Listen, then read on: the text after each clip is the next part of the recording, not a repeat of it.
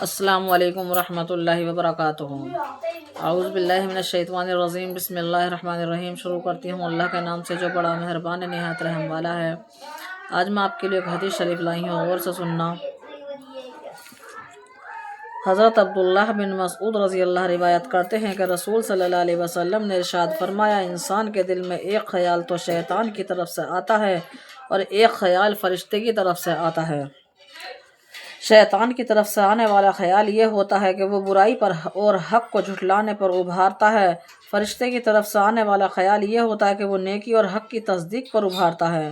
لہٰذا جو شخص اپنے اندر نیکی اور حق کی تصدیق کا خیال پائیں، اس کو سمجھنا چاہیے کہ یہ اللہ تعالیٰ کی طرف سے ہدایت ہے اور اس پر اس کو شکر کرنا چاہیے۔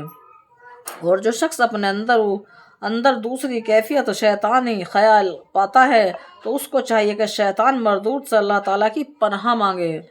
پھر رسول صلی اللہ علیہ وسلم نے قرآن کریم کی آیت تلاوت فرمائی جس کا ترجمہ یہ ہے کہ شیطان تمہیں فکر سے ڈراتا ہے اور گناہوں کے لیے اکساتا ہے۔ حضرت ابو درداء رضی اللہ فرماتے ہیں کہ رسول صلی اللہ علیہ وسلم نے ارشاد فرمایا، اللہ تعالیٰ کی عظمت دل میں بڑھا دو، تمہیں بخش دیں گے۔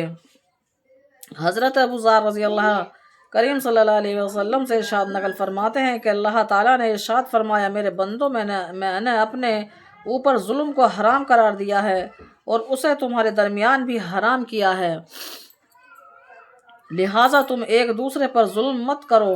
میرے بندوں، تم سب گمراہ ہو، گمراہیوں سے اس کے جس میں ہدایت دو، لہٰذا مجھ سے ہدایت مانگو، میں تمہیں ہدایت دوں گا۔ میرے بندو، تم سب بھوکے ہو سوائے اس کے جس کو میں کھلاؤں، لہٰذا تم مجھ سے کھانا مانگو، میں تمہیں کھانا کھلاؤں گا۔ میرے بندو، تم سب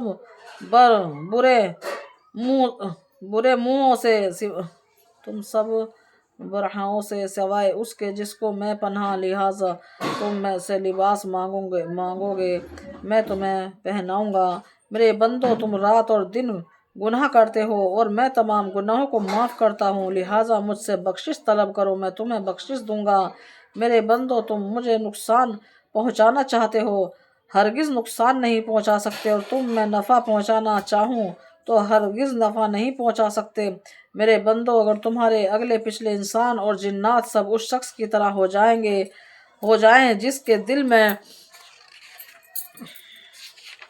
کے دل میں سے سب سے زیادہ اللہ تعالیٰ کا ڈر ہے، تو یہ بات میری بادشاہیت میں کوئی اضافہ نہیں کر سکتی۔ میرے بندو، اگر تمہارے اگلے پچھلے انسان اور جنات اس شخص کی طرح ہو جائیں جو تم میں سے سب سے زیادہ فاجر و فاسق ہے، تو یہ چیز میری بادشاہت میں کوئی کمی نہیں کر سکتی۔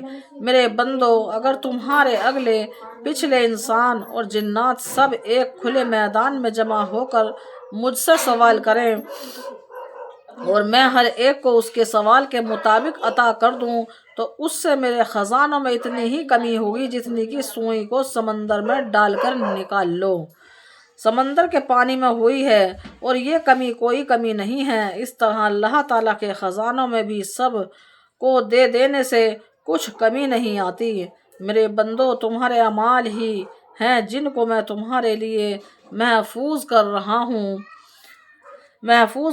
ہوں، پھر تمہیں ان کا پورا بدلہ دوں گا۔ لہٰذا جو شخص اللہ کی توفیق سے نیک عمل کرے تو اسے چاہیے کہ وہ اللہ تعالیٰ کی تعریف کرے، اللہ کو اپنی تعریف پسند ہے، اللہ کی تعریف کرے، اور جس شخص سے کوئی گناہ سرزوش ہو جائے وہ اپنے ہی نفس کو ملامت کرے، کیونکہ اس سے گناہ کا سرزوش ہونا نفس ہی کے تقاضے سے ہوا ہے، کیونکہ ہمیں اپنا نفس ہی مارنا ہوتا ہے۔ جب ہم کوئی غلط کام کرتے ہیں، وہ نفس ہی تو کرواتا ہے ہم سے غلط کام، تو ہمیں غلط کام نہیں کرنا ہے، اپنے نفس کو ہمیں قابو میں رکھنا ہے اور اللہ کی ہمیں بڑھائیاں کرنی ہیں۔